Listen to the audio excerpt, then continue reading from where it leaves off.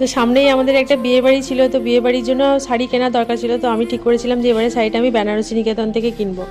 অনেক ভিডিও, ওদের রিলস সব দেখেছি, আর অনেক ধরনের শাড়ি পাওয়া যায়। তো ইচ্ছা ছিল বেনারসি নিকেতনে গিয়ে একবার শাড়ি কেনার। তার এটার একটা সম্পূর্ণ আলাদা রকম অভিজ্ঞতা আমার হয়েছিল, সেটা আমি একটা লং ভিডিওতে শেয়ার করেছি। সেই লং ভিডিওটা তোমরা দেখে নিও, তাহলে বুঝতে পারবে। তারপরে আরও অনেক ধরনের শাড়ি আমরা দেখেছিলাম, সব শাড়িগুলো গায়ে দিয়ে দিয়ে একটু দেখছিলাম যে কেমন লাগে, বিভিন্ন ধরনের শাড়ি। তবে নিউলি ব্রাইডকে দেবো বলে একটু চয়েস করেই গিয়েছিলাম ওদের ভিডিও দেখে, বলার সাথে সাথে ওরা দেখিয়েও দিয়েছিল।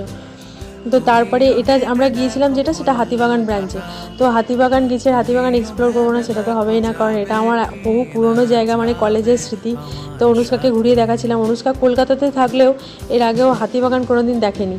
তো হাতিবাগানের বিভিন্ন অলিগলির সঙ্গে আমার যেহেতু অনেক দিনের পরিচয়, তো কোথায় কি ভালো ফুচকা খাওয়া যায়, কোথায় কি ভালো খাবার পাওয়া যায়, সেগুলো ওকে বলছিলাম আর নিয়ে যাচ্ছিলাম। টুকটাক শপিংও করেছি দুজনে মিলে। তারপর উত্তরা মার্কেট, সি মার্কেট, যেগুলো ঘুরে ঘুরে দেখাচ্ছিলাম, টুকটাক জিনিসও নিচ্ছিলাম। তো এটার একটা লং ভিডিও আছে, অবশ্যই দেখে নিও। এরপর তো আমি বিয়ের বাড়ির একদম ধামাকাদার ব্লগ নিয়ে আসবো তোমাদের সাথে। তোমাদের মধ্যে আমারও খুব ভালো লাগে ওই ধরনের ব্লগ। তো দেখা হচ্ছে আবার খুব তাড়াতাড়ি।